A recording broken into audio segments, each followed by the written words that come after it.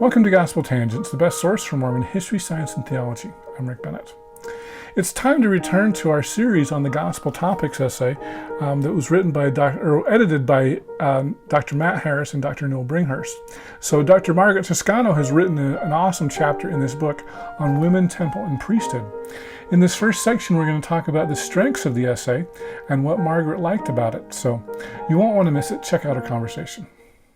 All right, well, welcome to Gospel Tangents. I'm excited to have Margaret Toscano back on the show. And I probably didn't tell Margaret this, but she was one of my top months. So people love you here on Gospel Tangents. Oh, that makes me feel great, Rick. I really enjoyed our last interview. I thought it was a great discussion. Yeah, so I wish we could back.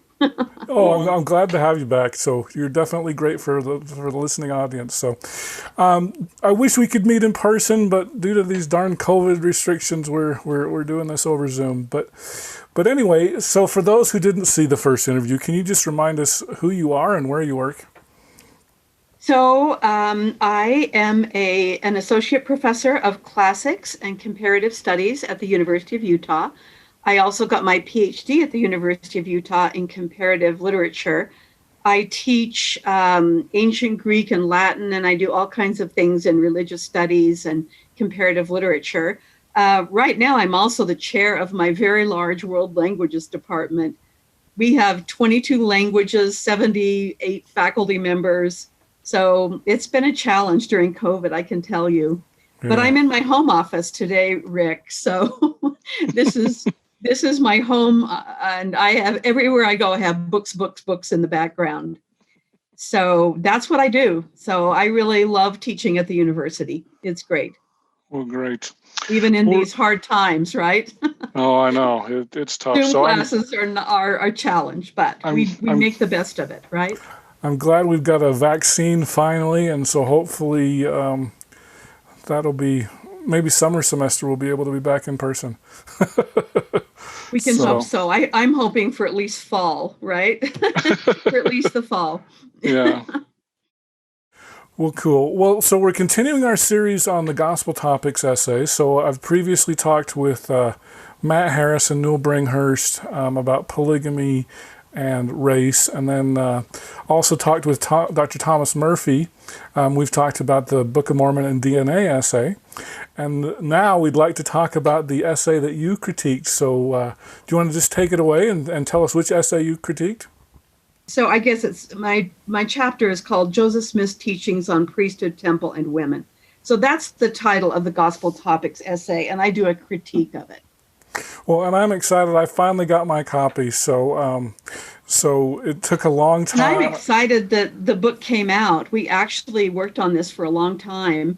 So at the very end, I actually had to add some new material because there had been, a couple of important changes in terms of women's place in the church. So, right, like a couple of months right before Signature put it out, I added material. It was maybe 4 or 5 months before it came out.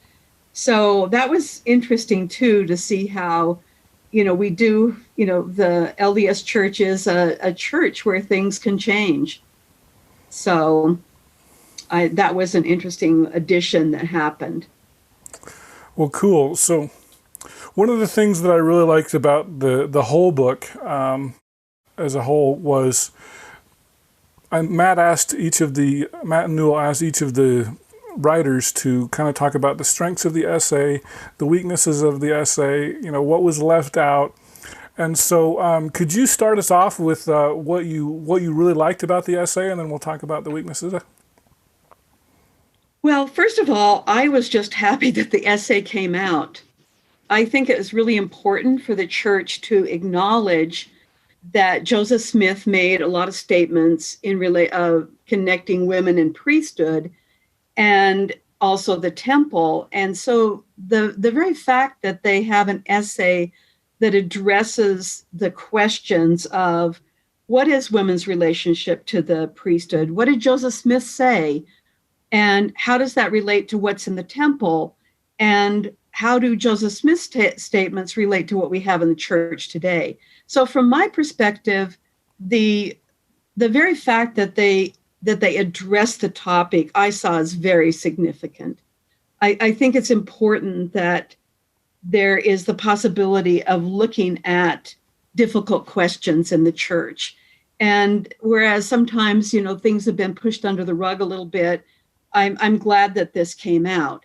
Now, I think it's significant that the church essay on Joseph Smith on priesthood, temple, and women came out in 2013, which was the same year that Ordained Women happened, where you had first an online group that was advocating for women's ordination.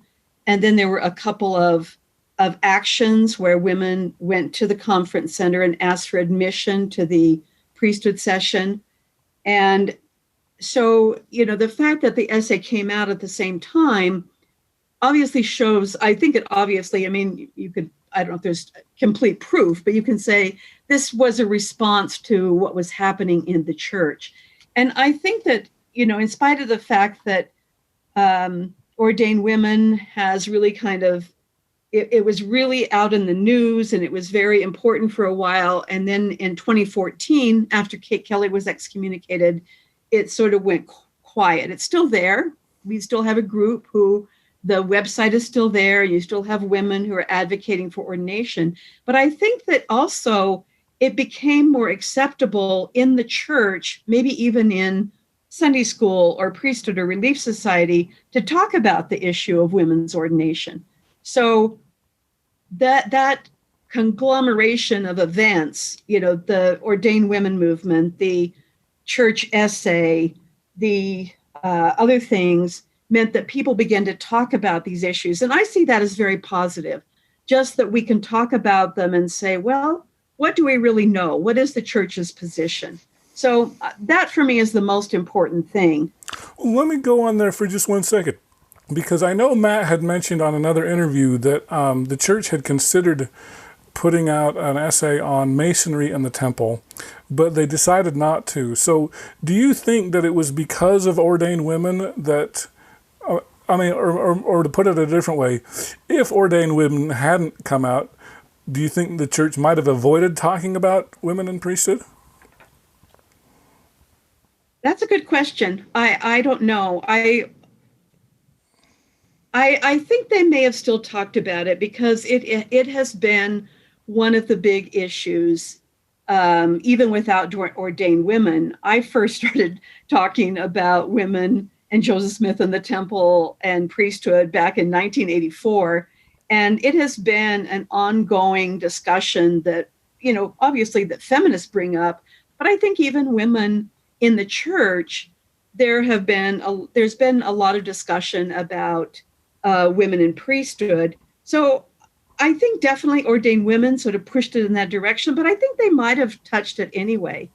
And I'll tell you the reason why that could have happened. A very important aspect of this is that, and I believe the date is 2012, that Joseph Smith's speeches to the Relief Society became available online through the Joseph Smith papers. And so you can easily find, just type in Joseph Smith's, Nauvoo Relief Society speeches, and they pop right up. And they are an extremely important primary source document.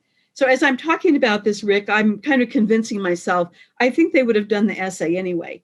Okay. Because in fact, in the essay, one of the first things they say is, and this is really in response to Joseph Smith's speeches, they say, Joseph Smith made many statements about women in priesthood that will seem strange to the members right now.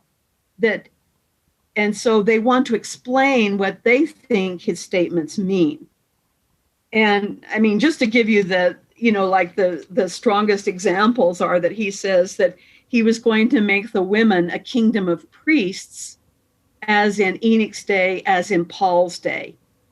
He also makes the very strong statement and says that he is going to organize the Relief Society in the order of the priesthood. And he says, I now turn the key to you. So there are some really strong statements where he uses priesthood language in relationship to women. And so the fact that those came out in 2012, I think may have been more of the original impetus than the ordained women movement. I think the ordained women movement added to that, but there was something already going on. And in fact, if any of you have ever looked at the ordained women website, it has a lot of testimonials of people, a lot of women, but also men who have become convinced that women should be ordained to priesthood. And it's interesting that some of them will give the Nauvoo speeches of Joseph Smith as an example of, this shows that he felt women should be ordained. So I really think that it would have happened anyway. And I think that, and you see this in the essay, that those speeches of Joseph Smith are central to the discussion. They're absolutely central. And as I said, those became available online in 2012. And they're beautiful. If you go and look at them, you can see the handwriting of Eliza R. Snow, this beautiful handwriting of seeing the original document. I think it's also interesting that Laurel Thatcher Ulrich documents that Eliza R. Snow carried those minutes of the Nauvoo Relief Society around with her. She saw them as Joseph Smith's promises to the women. And she held those minutes very dear to her heart as what Joseph Smith had promised the women. So I really feel that is maybe even the more central impetus, and then the ordained women movement added to that. I just want to point out one more thing about Laurel Thatcher Ulrich. A lot of people probably know her famous saying, well-behaved women seldom make history, right? That's become almost a bumper sticker now.